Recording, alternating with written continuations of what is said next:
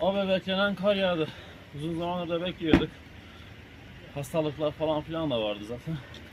Hani yağması güzel oldu. Berekettir abi. Bu kadar.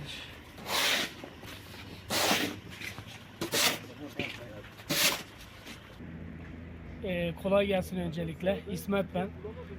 Uzun bir aradan sonra kar yağdı Van'a.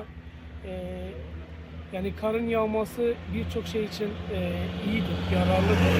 Kar berekettir diyelim. Umarız böyle devam eder, biraz daha yağsın. Kolaylıklar diliyorum.